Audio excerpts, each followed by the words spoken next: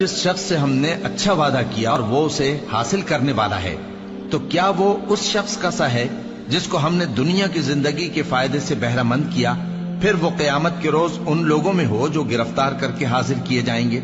और जिस रोज अल्लाह उनको पुकारेगा सो कहेगा कि मेरे वो शरीक कहां हैं जिनका तुम्हें दावा था।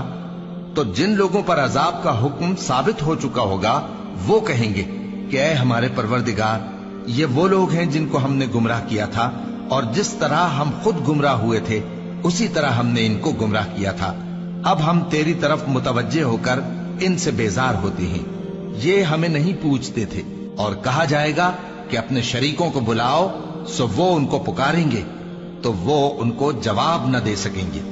और जब अजाब को देख लेंगे तो तमन्ना करेंगे कि काश वो हिदायत याब होते। और जिस रोज अल्लाह उनको पुकारेगा और कहेगा कि तुमने पैगंबरों को क्या जवाब दिया था, तो उस रोज उन पर खबरें बंद हो जाएंगी, फिर वो आपस में कुछ भी न पूछ सकेंगे।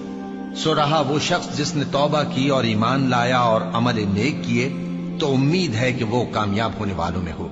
और तुम्हारा परवरदिगार जो चाहता है पैदा करता है और जिसे चाहता है बरगुजीदा कर लेता है, इनको इसका इख्तियार नहीं है। ये जो शिर्क करते हैं अल्लाह उससे पाक और बालातर है। और इनके सीने जो कुछ मख्फी करते हैं और जो ये जाहिर करते हैं, तुम्हारा परवरदिगार उसको जानता है। और वही अल्लाह ऐसा है कि उसके सिवा कोई माबूद नहीं। दुनिया और आखिरत में उसी की तारीफ है और उसी का हुक्म चलता है और उसी की तरफ तुम लौटाए जाओगे। कहो भला देखो तो, अगर अल्लाह तुम पर हमेशा क़यामत के दिन तक रात की तारीकी किए रहे, तो अल्लाह के सिवा कौन माबूद है जो तुमको रोशनी ला दे? तो क्या तुम सुनते नहीं? कहो कि भला देखो तो, अगर अल्लाह तुम पर हमेशा क़यामत तक दिन किए रहे, तो अल्लाह के सिवा कौन माबूद है कि तुमको रात ला दे जिसमें तुम आराम करो? तो क्या तुम देखते नहीं? और उसने अपनी रहमत से तुम्हारे लिए रात को और दिन को बनाया ताकि तुम उसमें आराम करो और उसमें उसका फजल तलाश करो और ताकि शुक्र करो। और जिस दिन वो उनको पुकारेगा तो कहेगा कि मेरे वो शरीक जिनका तुम्हें दावा था कहां हैं? और हम हर एक उम्मत में से एक गवाह निकाल लेंगे, फिर कहेंगे कि अपनी दलील पेश करो, तो वो जान लेंगे कि सच बात अल्लाह की है और जो कुछ वो इफ्तरा किया करते थे उनसे जाता रहेगा। कारून मूसा की कौम में से था, फिर वो उन पर ज्यादती करने लगा और हमने उसको इतने खजाने दिए थे कि उनकी कुंजियां एक ताकतवर जमात को उठाना मुश्किल होती।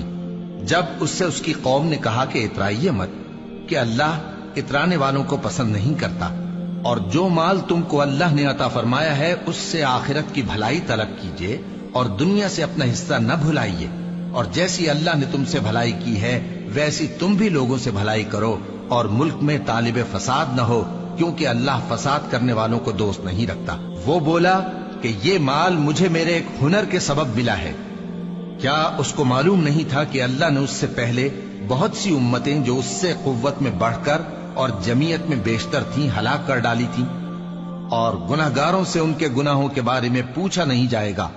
तो एक रोज कारून बड़ी आराइश और ठाठ से अपनी कौम के सामने निकला।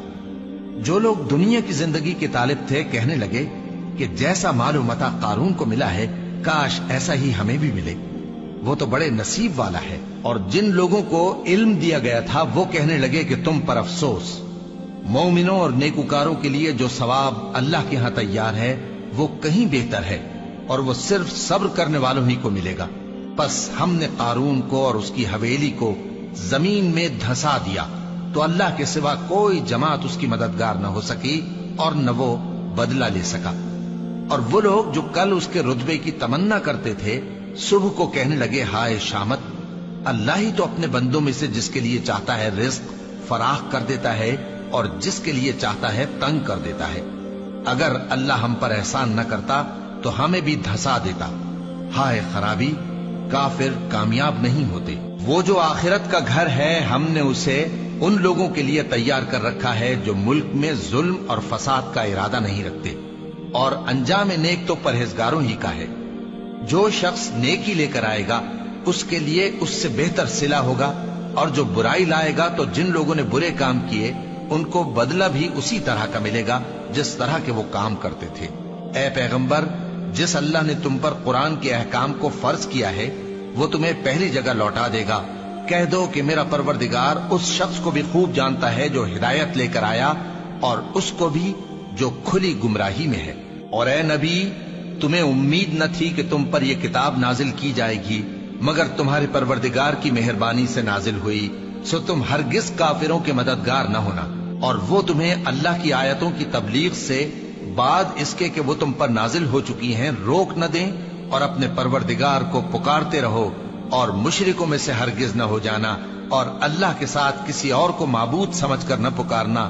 اس کے سوا کوئی معبود نہیں، اس کی ذات پاک کے سوا ہر چیز فنا ہونے والی ہے، اسی کا حکم چلتا ہے اور اسی کی طرف تم لوٹ کر جاؤ گے۔